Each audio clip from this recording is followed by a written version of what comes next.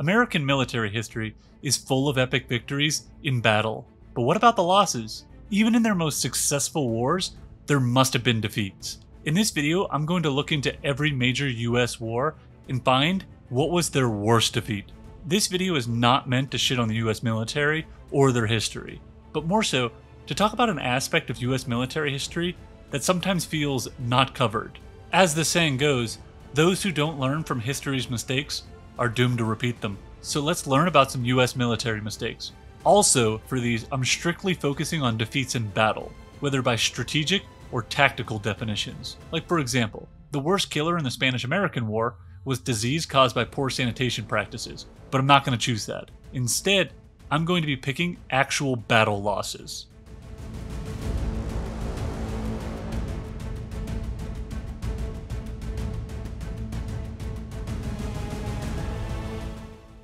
The American Revolution is obviously the first war I'm going to cover. In 1775, after prolonged tensions over things like taxation without representation, the First American War broke out, after British troops collided with colonial militia at Lexington and Concord.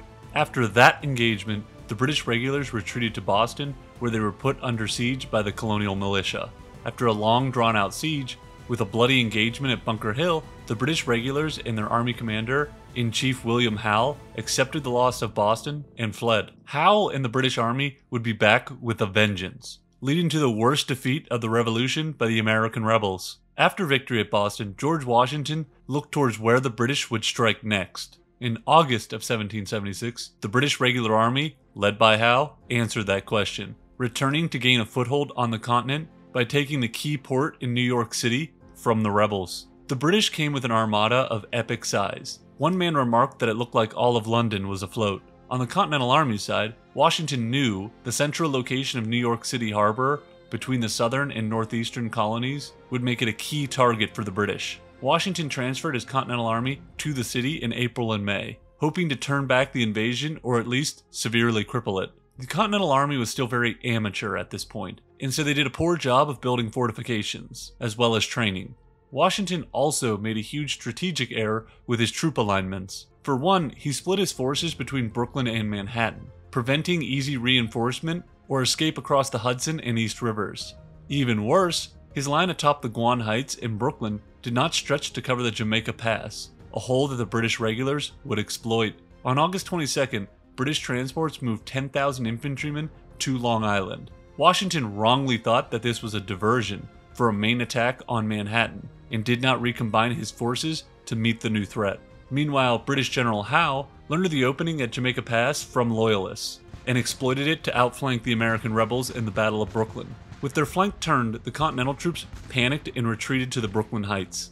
In total, Washington lost 2,000 men to the British's only 388 in the fight for Brooklyn, in a lopsided defeat, and now his troops were completely surrounded. But Washington was able to cleverly evacuate all his troops from Brooklyn and on to Manhattan on the night of August 29th and 30th. Howe had decided to lay siege to the rebels rather than follow up with another attack. That error by the British prevented the tactical victory from becoming a potentially war-winning strategic victory. From there, Washington's army was on the run through New York and New Jersey until reaching Pennsylvania in late 1776. The British had lost their chance to trap Washington before the end of the year, and it would come back to haunt them for the battles of Trenton and Princeton.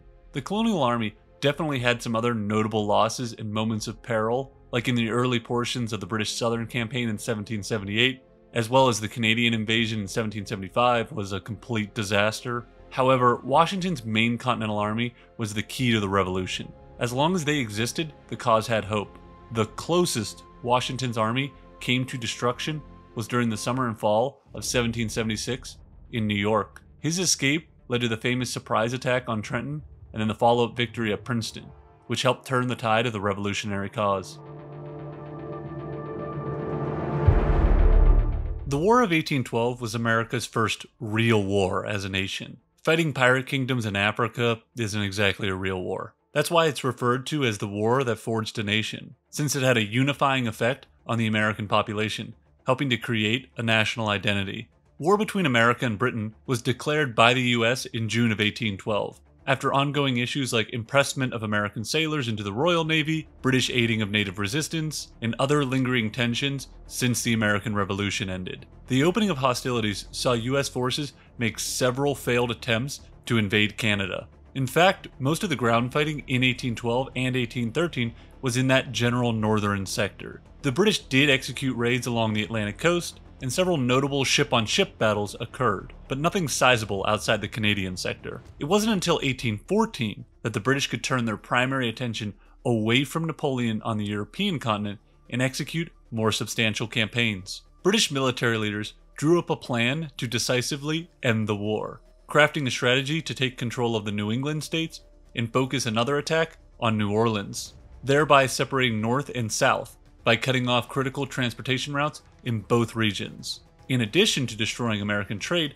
the British also planned to reduce American morale by arranging attacks on coastal cities, such as Washington, Baltimore, Charleston, and Savannah. With this in mind, General Robert Ross arrived in Maryland, fresh from the Napoleonic Wars.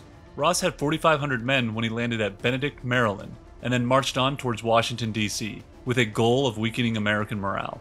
On the American side, General William Winder organized his forces to oppose the British, believing that Washington, D.C. could be under threat. Bladensburg is just northeast of Washington, D.C., and sits on the road that leads to Washington, so Winder deployed his forces there to stop the British. Though Winder had about 6,500 men at his disposal, most of these men at Bladensburg were poorly trained militia, and their resolve would crumble in the face of British regulars. American troops did position themselves well against an attack, with artillery covering a bridge over the eastern branch of the Anacostia River, but that would be no match for the experienced British regulars who attacked at noon on August 24th, fording the river across the bridge and beating back troops who defended the bridge. Ross's men then steadily advanced against American artillery and rifle fire, gaining control of the West Bank. Under heavy British pressure, the left flank of the American line of defense crumbled. As the left flank was enveloped, Americans fled the scene. Their general, Winder, had not prepared a plan in case of retreat, and his panicked men ran from the battlefield, instead of maneuvering in a controlled retreat to defend Washington, D.C. against the impending attack. With American forces scattered, the road to the capital was now wide open. As the British marched into Washington, they held in their memory the bitter date of April 27, 1813, the day the Americans had burned the Canadian capital of York. President Madison and his cabinet had already fled the city, so by the time the British arrived, it was a ghost town. The British forces then wasted no time in setting the presidential mansion, the Capitol, the Treasury, and the War Office ablaze on the evening of August 24th. The American nation was able to rebound, holding off the British naval attacks on Baltimore, and then after the war was technically over, with an emphatic victory over the British Army at New Orleans. The defeats in Canada were definitely considered, especially after how easy American leaders believed it would be to take the region, but a battle that leads to a capital city being captured and burned felt like the obvious choice for the worst defeat of the War of 1812.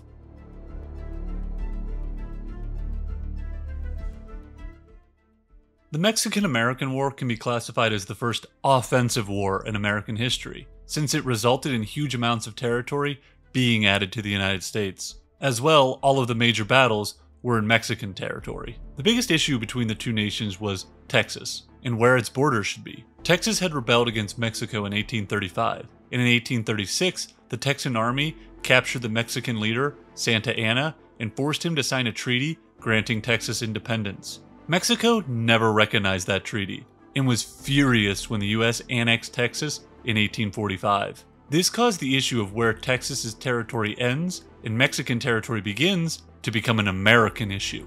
The US claimed the Rio Grande marked the separation point, while Mexico claimed the more northern Nueces River to be it. Then, in April of 1846, President James K. Polk sent future US President and current General Taylor south to the Rio Grande. Once there, his troops came into conflict with Mexican soldiers, and war began. This war was an overwhelming US victory. With the Treaty of Guadalupe Hidalgo in 1848, the US gained present-day California, Texas, New Mexico, Utah, Nevada, and Arizona. As well, it gained parts of Colorado, Oklahoma, Kansas, Nebraska, and Wyoming for just $15 million. The US Army and Navy won every single major engagement. The closest I could come to finding a defeat was in the Battle of Molino del Rey. In September of 1847, as the American army, led by General Winfield Scott, was on its famous march from Veracruz to Mexico City to end the war, they reached a critical juncture. When they were at the fringes of the capital city, General Winfield Scott received reports that hidden on a forested hill was a foundry for casting cannon. Santa Anna was in desperate need of ordnance, so Scott believed he had to take this munitions factory to cripple the Mexican army. Contrary to Scott's usual tactics, he ordered a headlong assault by Worth's division. The American troop strength was roughly 9,800, while the Mexican force had 4,000. After 2 hours of some of the most intense fighting of the war, the American troops captured Molino del Rey, but suffered dearly for it, with 116 killed and 671 wounded. The Mexican army had lost 269 killed and 500 wounded. But even though the Americans lost less troops and held the ground at the end of the battle, what made this feel like a loss was when the troops found that the reports of a cannon foundry were wrong. The deadly assault had gained nothing of value, and Scott's army still needed an assault path into Mexico City, despite the destruction of Molino del Rey. Preparations then began immediately thereafter for the Battle of Chapultepec, which was a key fort used to protect the entrance to the capital. Scott's force was able to win that battle and march into Mexico City to end the war. Like I said, this war featured US forces winning every major battle, so this minor engagement that had no real long-term impact was the closest I could come to finding a defeat.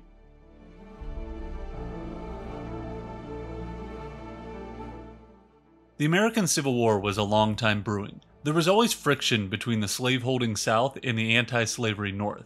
Adding new territory, like what happened at the end of the Mexican-American War, only added fuel to the fire when the question of would new states be free or slaveholding. With the election of Abraham Lincoln in 1860, 7 states seceded. 4 more would join the Confederacy after the bombardment at Fort Sumter. Once the war began, the Union tried to quickly end the war by taking Richmond, but lost at the Battle of Bull Run in the summer of 1861. The second attempt to take the Confederate capital by the Union Army was the Peninsula Campaign, from March to July 1862, which failed, leading to the Confederate Army's first attempt at an advance into Northern Territory.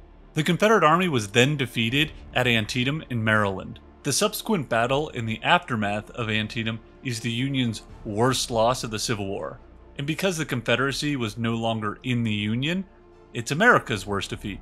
And I really didn't want to skip the Civil War for this.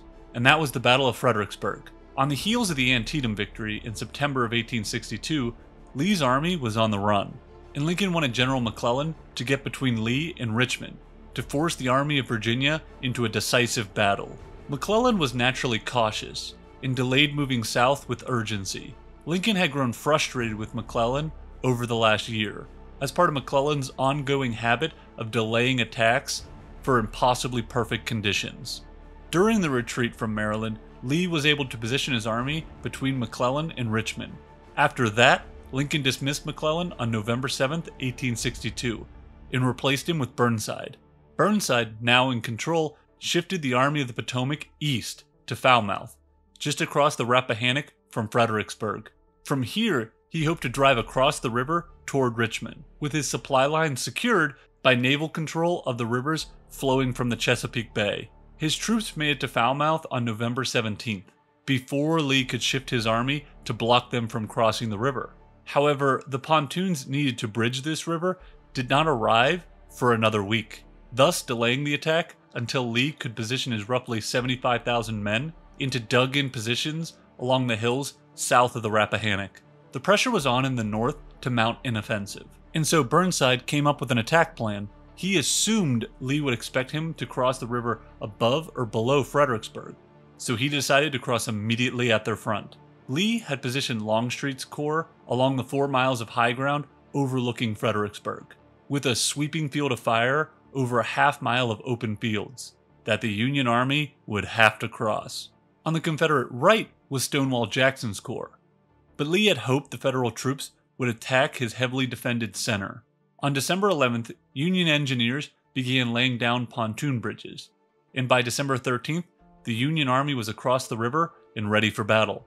Burnside's tactics called for the left wing under General Franklin to assault the Confederate right, commanded by Stonewall Jackson, while the Union right tapped against Longstreet's forces behind the town. If Franklin managed to roll up Jackson's flank, the Union probe on the right could be converted into a real attack. At mid-morning on December 13th, the fog lifted and the battle began. Federal troops assaulted Jackson's positions. At first, they achieved success, even probing a seam in Jackson's line. But Franklin did not throw in his support troops to exploit the breakthrough, and so the Union soldiers were counterattacked out of the position. On the Union right, things had gotten out of control. The initial probe had turned into a series of brigade-size attacks, with wave after wave of blue soldiers pouring out of the town and toward the dug-in rebels. They were cut down wave after wave. The rebel firing is said to have been so rapid, it achieved the effect of machine guns. When night finally came, the defeat was clear and total for the Union. Nearly 13,000 Federals were casualties, about the same number as Antietam.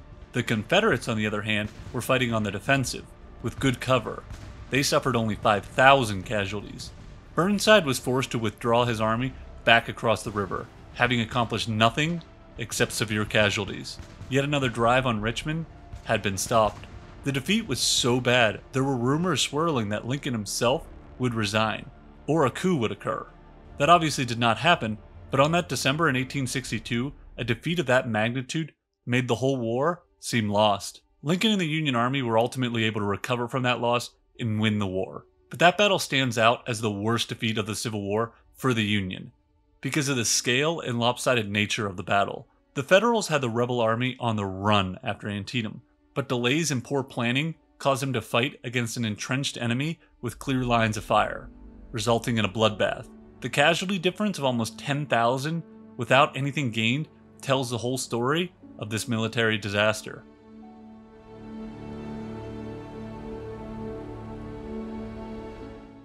It would be a mistake to do a video involving every major war and completely skip over the wars with the Indians or Native Americans. There are a ton of those wars though, so I figured an honorable mention to the worst defeat in all of the Indian Wars would be a good compromise. That loss is the infamous Battle of Little Bighorn.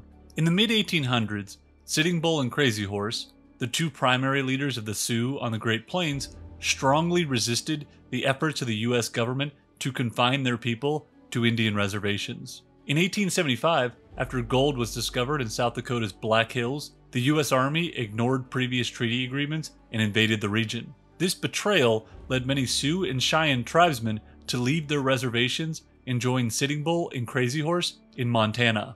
By the late spring of 1876, more than 10,000 Native Americans had gathered in the camp along the Little Bighorn River in defiance of the U.S. War Department order to return to their reservation or risk being attacked. By mid-June, 3 columns of U.S. soldiers lined up against the camp and prepared to march. During the campaign, General George Custer's 7th Cavalry was ordered to scout ahead for enemy troops. On the morning of June 25th, Custer drew near the camp and decided to press on ahead rather than wait for reinforcements. Custer then made another critical error when he divided his 600 troops further into smaller forces. As they entered the Little Bighorn Valley, word quickly spread of the impending attack. Crazy Horse set off with a large force to meet the attackers head-on. Despite Custer's desperate attempts to regroup his men, they were quickly overwhelmed. Custer and some 200 men in his battalion were attacked by as many as 3,000 Native American warriors. Within an hour, Custer and all of his soldiers were dead. The Battle of Little Bighorn, also called Custer's Last Stand, marked the most decisive Native American victory and the worst U.S. Army defeat in the Long Plains Indian War. What stands out for this defeat is the totality and hubris involved. Custer and his 200 men were completely wiped out in the battle. As well, the massacre was brought about because of a contempt and undervaluing of native fighters' capabilities that many in the U.S. military command structure shared. That systematic overconfidence led General Custer to discount the risks of taking on a numerically superior force with a lot of motivation on their side. This level of hubris would be seen in other U.S. military disasters.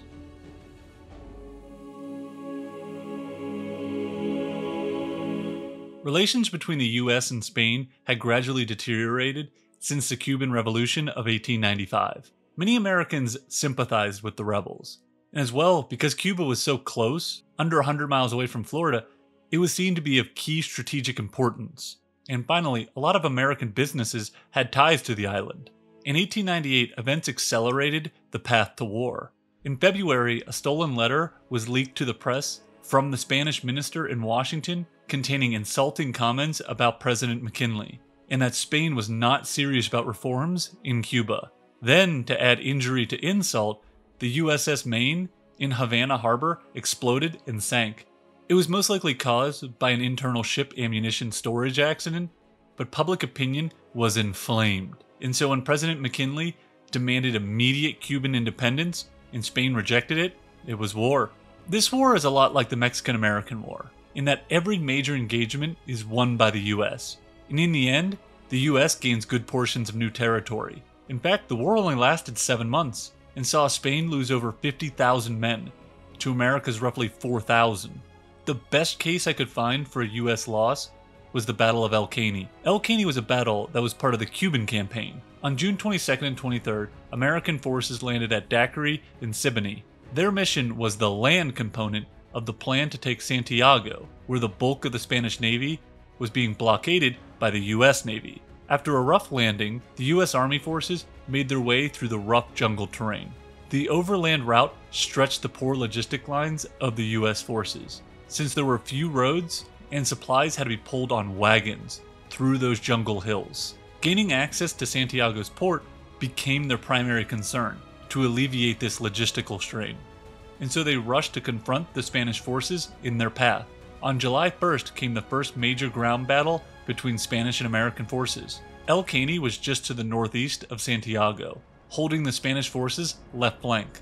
The American forces would need to take this area before their subsequent and more famous assaults on the San Juan Heights. Although the Spanish positions were in range of the Navy's guns, Major General Shafter, in charge of the US troops in Cuba, did not ask Admiral Sampson for fire support. Shafter's attack plan fell apart quickly.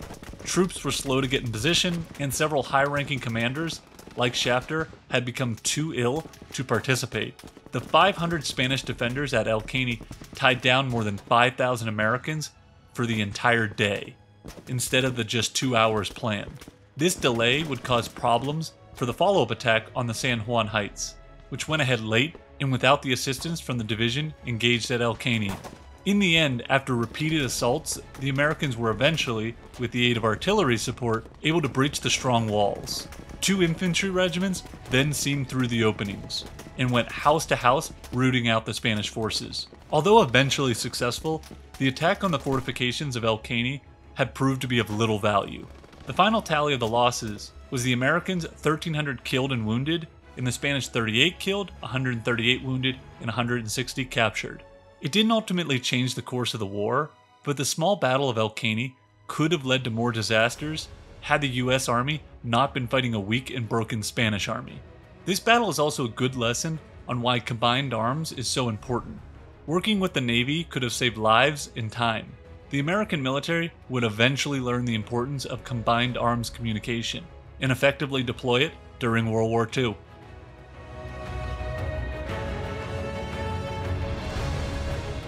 The war to end all wars was not one that featured America from the start. The US didn't get involved until the spring of 1917, and really didn't do much fighting on the ground until 1918. At first, Woodrow Wilson was intent on steering a policy of neutrality, even attempting to negotiate a peace between the two sides. However, feelings on missing out of the greatest war ever, the Zimmermann telegram, in which Germany tried to get Mexico to declare war on the US as a distraction, and finally German unrestricted submarine warfare in 1915, then again in 1917.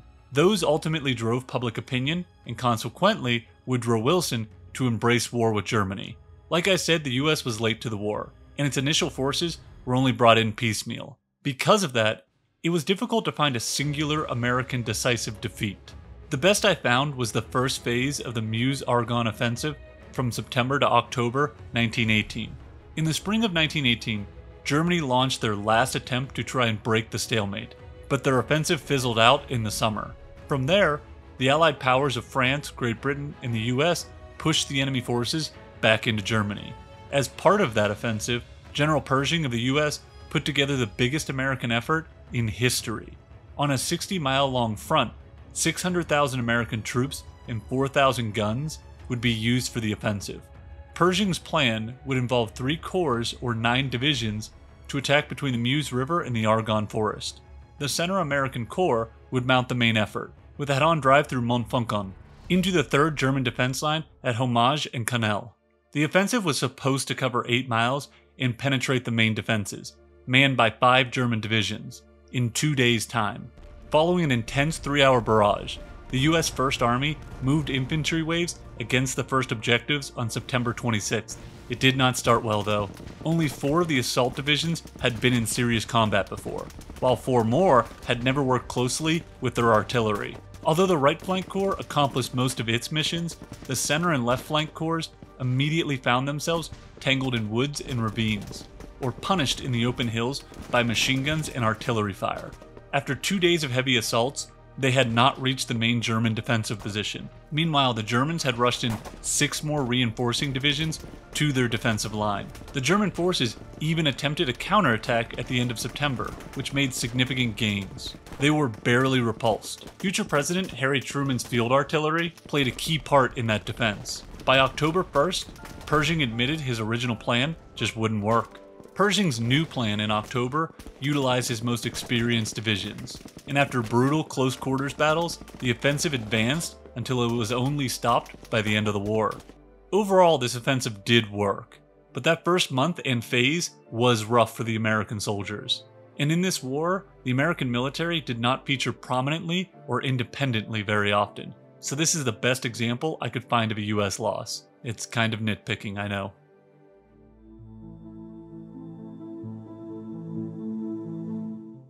World War II for the United States started with the surprise attack at Pearl Harbor on December 7, 1941. This came after Japan's war with China brought sanctions from the Western powers, led by the United States' oil embargo. Japan wanted to be an imperial power, so they made plans for a surprise attack on the US Pacific Fleet. With that fleet crippled, the Japanese could move to conquer key territory in the Pacific, like the Dutch East Indies, which had the oil Japan needed. One of the first Japanese moves after the Pearl Harbor attack was the follow-up invasion of the Philippines, which would be America's worst defeat of the conflict.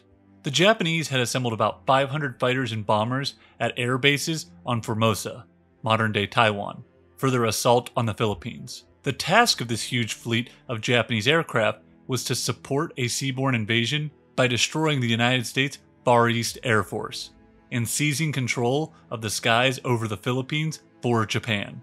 They were not expected to be able to employ their standard tactic of a swift surprise attack for the invasion of the Philippines. The Japanese attack on Pearl Harbor would take place at 8 a.m. on December 7, 1941, Hawaii time. However, because of the difference in time zones, at the time of the attack on Pearl Harbor, it would be 2:30 a.m. on December 8, 1941, in Manila. The Japanese had planned for their bombers and fighters to begin taking off their Formosan air bases at 2:30 a.m. on December 8th. This timing would enable the Japanese aircraft to reach the Philippines by daybreak on that same day. By that time, the Japanese expected that the commander of the American Air Forces in the Philippines, MacArthur, would have responded to their attack on Pearl Harbor by placing his air defenses on full war alert. The Japanese expected that their fighters and bombers would meet stiff opposition from American fighters when they arrived over the Philippines. Before the Japanese aircraft could take off from Formosa at 2:30 a.m. on December 8th, a thick fog began to envelop the air bases. As the hours passed with no sign of the fog lifting, senior Japanese commanders and their staff became increasingly concerned that the Americans might strike first at the Formosan air bases, which were crowded with aircraft fully armed, fueled, waiting to take off. They didn't need to worry though. In the Philippines, General MacArthur had neglected to place his command on a full war footing, even after learning about the Japanese attack on Pearl Harbor. What makes this all the more stunning is at 3:40 a.m., Gouraud, who is the chief of the Army's War Plans Division, telephoned MacArthur from Washington to confirm that Pearl Harbor had indeed been attacked by the Japanese. He told MacArthur that he wouldn't be surprised if the Philippines gets attacked in the near future. Instead of acting decisively to prepare for a likely Japanese attack on the Philippines, MacArthur took no significant action between 3 a.m. and 12:20 p.m. to bring his command to a proper state of readiness to resist an attack and to preserve his air force. The devastating attack by the Japanese air forces would begin at 12:20 p.m. At Clark Field Air Base, located about 50 miles north of Manila, the American bombers and fighters were caught on the ground, lined up wingtip to wingtip, and most were destroyed. The Japanese also launched other attacks on airfields throughout the island. Half of the aircraft of MacArthur's Far East Air Force were destroyed on the ground on the first day of the Japanese attack. In the following weeks, continuing Japanese air attacks reduced U.S. remaining aircraft to a handful of P-40 fighters and a handful of B-17 bombers. Realizing there were not enough fighters to protect the B-17 bombers, MacArthur ordered the B-17s to fly to the safety of Australia. Without any air forces left to counter the Japanese landing and ground offensive, the Philippines was defenseless. They swiftly took over most of the main island of Luzon within a month. MacArthur and his mixed Filipino-American army was cornered on the Bataan Peninsula. His plan was to create a strong line and hold out the Japanese onslaught as long as possible. But he made another mistake. He failed to extend his flanks into the jungle on the mountain slopes, which the Japanese then used to infiltrate and push back the US forces to their secondary line. By then, MacArthur's forces had lost half the territory of the Bataan Peninsula.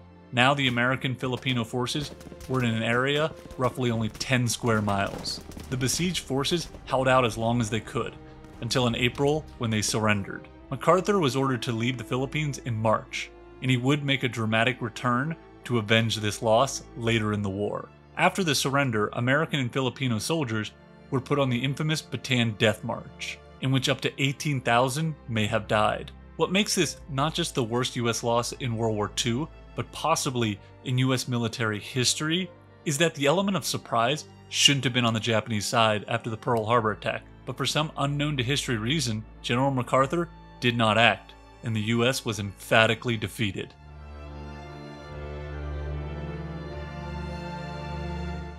The Korean War was the first war of the new era of the United States. At this time, the US was a truly global power, with global responsibilities like it never had before. The United States became acutely concerned with the spread of communism from Russia throughout the world. And after China fell to communism, US leaders started to feel that they must act aggressively to get involved to stop the next communist move. That came with North Korea's surprise invasion of South Korea in the summer of 1950, completely overrunning South Korean military units. The US faced the prospect of a fully communist Korean peninsula, which in the future might possibly be a threat to spread to Japan. The US responded by leading UN forces to liberate the South. However, after the key victory at Incheon Harbor, and with the North Korean army in full retreat, US leadership had a grave decision to make: to stop at the 38th parallel or to continue onward. They decided to keep pushing north and into North Korea. The goal became to move north all the way to the Chinese border at the Yalu River, to make the whole peninsula freed from communism. However, with US and UN forces quickly rushing to the Yalu, the worst defeat of the modern US Army unfolded. On November 25, 1950, the Chinese launched their major offensive to keep the US from dominating the Korean peninsula. The general in charge for this disaster was ironically also MacArthur. During his offensive into North Korea, he had overextended his forces. They rushed north without setting up proper defensive lines or logistic support centers. MacArthur discounted any evidence that China might intervene, and even if they did, he held such a low opinion of their fighting quality when matched up with Western military tech. This hubris got exposed big time when the Chinese forces made contact with American forces on November 27th near the Chosin Reservoir. They were hit and hit hard by the Chinese onslaught. The Chinese forces attacked at night and in high numbers, getting as close as possible to the American positions to eliminate the US's ability to call in air and artillery strikes. Just like that, the whole house of cards came tumbling down. Across the entire front of the Korean peninsula, the UN forces were in a rapid, crumbling retreat. It got so bad, American leaders became gravely concerned they'd be swept completely off the peninsula. They had good reason to believe that. In the ultimate sign of embarrassment, in January of 1951, the Chinese and North Korean forces retook Seoul, the South Korean capital city. The UN forces were ultimately able to stabilize their line at the 37th parallel. After that humiliation, the UN forces would begin their slow crawl to stalemate at the 38th parallel, in the armistice in July of 1953. MacArthur wouldn't see the end of the war in command though. After his humiliating defeat and difficulties with the Truman regime, he was dismissed in April of 1951. This defeat stands out because the US was fresh off defeating Nazi Germany and Imperial Japan, while fielding a powerful, modern military. Meanwhile, China was coming off roughly 20 years of civil war and war with Japan. The Vietnam involvement began from the American perspective in 1954, after the French withdrawal and the separation of the country into Communist North Vietnam and American-supported South Vietnam. However, as the Communist North Vietnamese forces continued to make inroads in the South, US leaders felt mounting pressure to put American soldiers into Vietnam to stabilize the Southern regime. The US steadily increased its presence in the South throughout the early 1960s, until in 1964 with the Gulf of Tonkin resolution. With that, the US Army would now be used in a more formal capacity to fight the Viet Cong and North Vietnamese Army. Vietnam was not exactly a traditional war. Technically, war wasn't even declared by the United States. The goal was not to take and hold ground. Instead, the US military leaders hoped to inflict such heavy casualties on North Vietnamese and Viet Cong units that they would be forced to give up. By late 1967, early 1968, US military and political leaders began to promote their strategy to being increasingly close to victory, stating that the Viet Cong had been defeated, and that the majority of South Vietnam was now considered pacified, while the North Vietnamese regular army was considered unable to mount any major offensive. The US general in charge, Westmoreland, stated that he was absolutely certain that whereas in 1965 the enemy was winning, today he is certainly losing. We have reached an important point when the end begins to come into view. That set the stage for one of the most shocking events in US military history, the Tet Offensive. In late January 1968, during the Lunar New Year, or Tet holiday, North Vietnamese and Communist Viet Cong forces launched a coordinated surprise attack against more than 100 targets, including 36 of 44 provincial capitals, in the southern capital of Saigon. The offensive was the largest military operation conducted by either side up until that point in the war. The US and South Vietnamese militaries were caught off guard by these attacks and sustained heavy losses. Ho Chi Minh and the leaders in Hanoi planned the Tet Offensive in the hopes of achieving a decisive victory that would end the grinding conflict. A successful attack on major cities could lead to a broad uprising in the South, and that might force the United States to negotiate or perhaps even withdraw.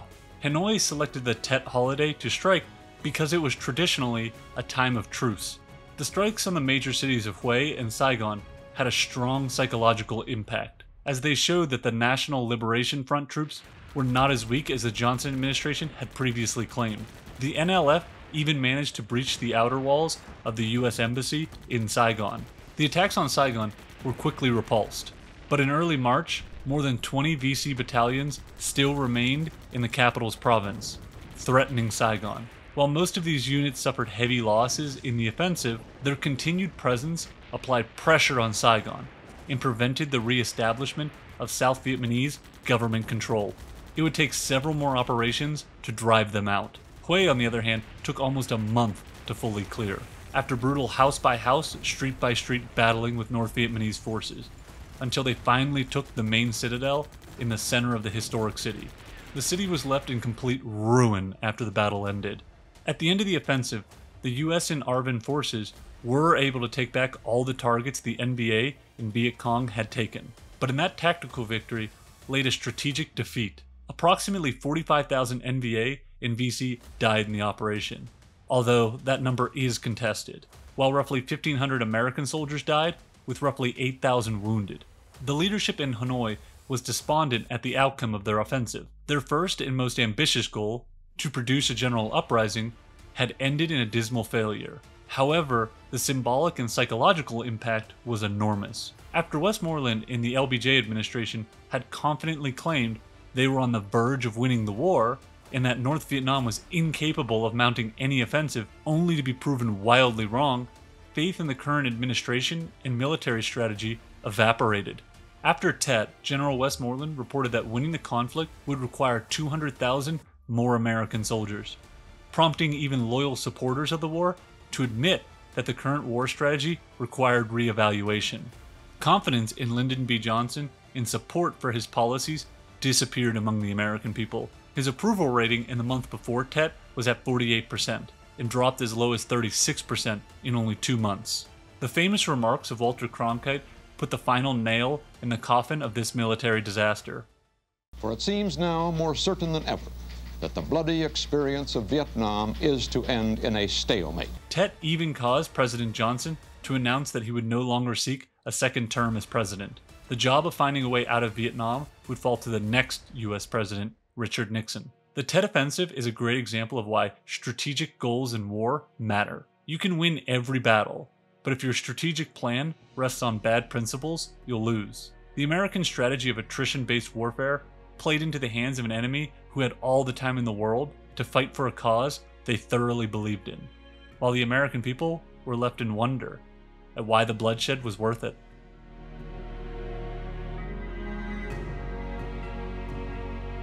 The Gulf War began after Saddam Hussein's Iraqi army invaded Kuwait in August of 1990. The United States and a coalition force of a variety of different nations poured into Saudi Arabia to create a barrier against further Iraqi aggression in the Middle East, as part of Operation Desert Shield. From there, US and coalition air forces hammered away at ground and air targets, as part of the lead-up to Desert Storm, the eventual offensive campaign to drive Iraqi forces out of Kuwait.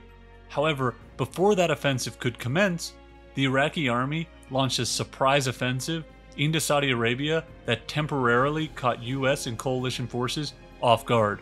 Ras al-Khafji is a small Saudi town close to the border of Kuwait. The Allied coalition forces had set up observation posts just above the town as a tripwire in case Iraqi troops moved into Saudi Arabia.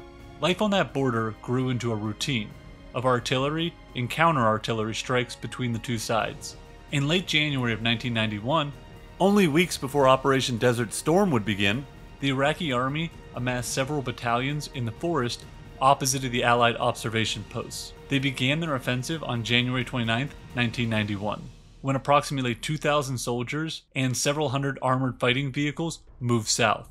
The Iraqi incursion into Saudi Arabia consisted of 3 columns, mostly made up of T-62 tanks and armored personnel carriers. The first column struck Observation Post 4, and after initial success pushing back American forces that lacked heavy weaponry to counter the Iraqi tanks, were driven back across the Kuwaiti border by American air power. While the events at Observation Post 4 were unfolding, another Iraqi mechanized division crossed the Saudi Arabian border near Observation Post 1. That column was engaged by a coalition of A-10s and Harrier jump jets. This was then followed by another column of tanks. Coalition air support provided by A-10s and F-16s engaged the Iraqi drive through Observation Post 1, and ultimately repulsed the attack back over the Kuwaiti border. The first 2 columns failed to achieve anything, but the third Iraqi column crossed the Saudi Arabian border to the east, along the coast towards the city of Khafji. These Iraqi tanks came in contact with a battalion of Saudi Arabian National Guard troops. This battalion withdrew when it came under heavy fire, as it had been ordered not to engage the Iraqi column. The next line of Saudi Arabian National Guard troops also conducted a similar withdrawal. Due to the order not to engage, the road to Khafji was wide open. The Iraqi advance towards Khafji continued in this sector, despite reported attacks by an AC-130. Attempts by the Saudi Arabian commanders to call in additional airstrikes on the advancing Iraqi column failed, when the requested heavy air support never arrived. Khafji was occupied by approximately 12:30 a.m. on January 30th. Throughout the night, coalition air support, composed of helicopters and fixed-wing aircraft, continued to engage the Iraqi tanks and artillery. The size, speed, and tactical sophistication of the Iraqi attack caught the American high command flat-footed. They had launched an offensive into Saudi Arabia with 3 separate spearheads, supported by armored units. The objective for Saddam was a political victory. He used the capture of Khafji to say that the Iraqi army had expelled the Americans from Arab soil. However, his forces did not hold the city long. By February 1st, led by Saudi Arabian ground troops and supported by American air power, they were able to clear the city. Although the offensive in retrospect may seem like a pinprick, it did lead to some tense moments. After taking Khafji, the Iraqi army was in position to target two key American positions. They could have driven south to the port at Al-Mizhab and destroyed a key logistics compound. As well, and more importantly, the Iraqi army was in a position to hit the lightly defended forward logistics base at Kilbrit. The destruction of this huge ammunition dump would have devastated General Norman Schwarzkopf's planned ground offensive. Iraq's lack of air power made any aggressive approach outside of Khafji impossible, and so it ultimately didn't lead to a catastrophic situation. Even though this was more of a symbolic shallow victory in a war that US forces thoroughly dominated, this is the closest to a loss the American forces came. This battle also highlights how critical air power is in warfare. It can be effectively used to stall a possible breakthrough.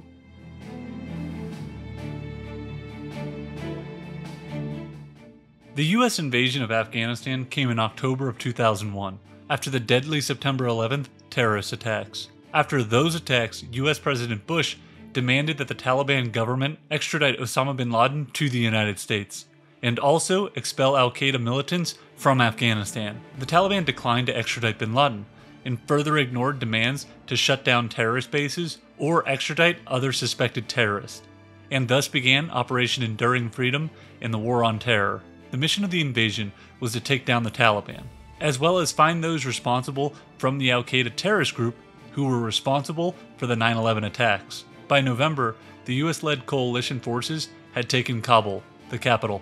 However, the main drama and US defeat came in late November, early December, in the remote cave region of Tora Bora, where al-Qaeda leadership were still holding out despite heavy aerial bombing. On November 30th, 2001, a coalition force of US Special Forces, Joint Special Operation Command soldiers, and a detachment of CIA operatives codenamed Jawbreaker, led by Gary Bernstein, joined forces with Afghan tribal militias. They began to call in airstrikes on the al-Qaeda training camp at Tora Bora.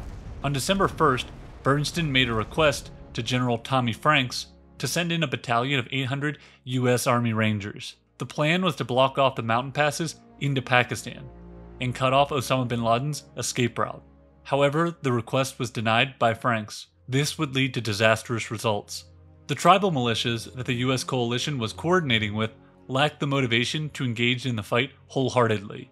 To them, al-Qaeda was a group of fellow Muslims, and with the battle taking place during Ramadan, the fighters would retire every evening to break their fast and spend time with their families off the mountain. As well, the two Afghan commanders had a strong dislike and mutual distrust of each other. Because of that, their factions often shot at each other, instead of focusing on fighting al-Qaeda. As the US-led coalition continued their advance, the al-Qaeda fighters withdrew to higher fortified positions and dug in for battle.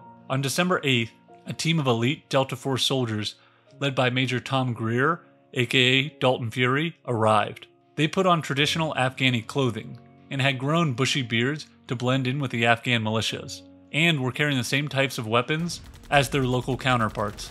They were slowly making their way through the strongpoints, when on December 10th, Delta Force intercepted radio communications revealing bin Laden's location just 6 miles away. However, Delta Force could not act on this opportunity because they were engaged in a fierce firefight with other al-Qaeda fighters, and their Afghan allies had already left to break their fast and observe Ramadan. Dalton Fury later expressed deep regret about the failure to capitalize on this opportunity. On December 12th, al-Qaeda forces, facing defeat, negotiated a truce with a local Afghan militia commander to give them time to surrender their weapons. In retrospect, however, some critics believe that the truce was a device to allow important al-Qaeda figures, like Osama bin Laden, to escape. On December 13th, the fighting flared up again, possibly initiated by a rearguard buying time for the main force's escape through the White Mountains into the tribal areas of Pakistan. Bin Laden is conventionally believed to have escaped Tora Bora on December 15th, as the situation became increasingly dangerous due to continued US bombardment. Two groups of al-Qaeda fighters descended the southern slopes towards Pakistan. They bribed local tribes in the area to elude Pakistani blockading forces. Journalist Peter Bergen's account states that bin Laden had already escaped towards Jalalabad on December 12th, during the truce that had been negotiated that day. Bergen says that bin Laden took advantage of the truce that night and used the cover of darkness to sneak out of the mountain range and make his way to the house of an ally in Jalalabad. He also stated his opinion that the failure to deploy Rangers at Tora Bora in the over-reliance on Afghani militias were the main reasons for bin Laden's escape. CIA intelligence has indicated that bin Laden and the al-Qaeda leadership were trapped in the caves early in the battle. Bernstein had wanted to send less than 1,000 Army Rangers to eliminate them, which he believed would have ended the War on Terror very quickly. However, the request was turned down by the Bush administration, which had argued that the Pakistanis would capture bin Laden if he attempted to flee into their area. The failure to capture bin Laden at Tora Bora meant that the US had squandered its best opportunity to capture the al-Qaeda leader during the first year of the War on Terror. By December 17, 2001, the last cave complex had been taken, and their defenders overrun. Some of the most brutal fighting of the battle took place during these last couple of days, as the most dedicated al-Qaeda fighters remained in the caves to cover the retreat of their leadership. Bin Laden would not be found until 2011 in Pakistan.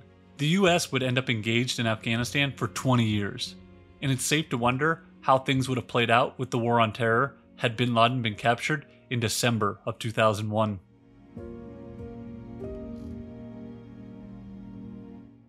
The Iraq War is the final major US conflict I'm going to cover. Following the already stated Gulf War, the US policy with regard to Iraq was about containment. This policy involved numerous economic sanctions by the UN Security Council, the enforcement of Iraqi no-fly zones declared by the US and UK to protect the Kurds in northern Iraq and the Shias in southern Iraq from aerial attacks by the Sunni-led Iraqi government, and finally, ongoing inspections to ensure Iraq's compliance with United Nations resolutions concerning Iraqi weapons of mass destruction. However, Iraqi officials were never happy about letting inspectors into their facilities, harassing them and obstructing their work. By 1998, the Iraqi government suspended cooperation with the inspectors completely. After Bush's election in 2000 and the subsequent 9/11 terrorist attacks, came a more aggressive foreign policy approach from the United States. Bush claimed Saddam was working to develop weapons of mass destruction, like anthrax and nuclear-capable weapons, and had to be removed from power. By March of 2003, the invasion was ready to commence, under the codename Operation Iraqi Freedom. In little over a month, the invasion phase was over, with the Iraqi military completely destroyed. However, after the invasion phase came the occupation phase. With that, the US military's worst defeat in the conflict would come. The First Battle of Fallujah took place from April to May 2004, after the highly publicized killing and mutilation of 4 Blackwater USA private military contractors. On the night of April 4, 2004, American forces launched a major assault in an attempt to re-establish security in Fallujah by encircling it with around 2,000 soldiers. The siege and clearing of the city was time-consuming and deadly. As a result of this concentrated siege, resistance to the American occupation started popping up throughout the country with renewed enthusiasm. By April, it was estimated that 600 Iraqis had been killed, at least half of whom were non-combatants. Although hundreds of insurgents had been killed in the assault, the city remained firmly in their control. American forces had by then only managed to gain a foothold in the industrial district to the south of the city. The end of major operations for the time being led to negotiations between the various Iraqi elements and the coalition forces, which was punctuated by occasional firefights. By May 1st, 2004, the United States forces withdrew from Fallujah, as Lieutenant General James Conway announced that he had unilaterally decided to turn over any remaining operations to the newly formed Fallujah Brigade, a Sunni security force formed by the CIA, which would be armed with US weapons and equipment. Unfortunately, that brigade quickly dissolved and turned over all the supplied weapons to the insurgency by September. The brigade soldiers declared loyalty to the insurgents and joined various jihadist and nationalist groups that vied for authority in the town.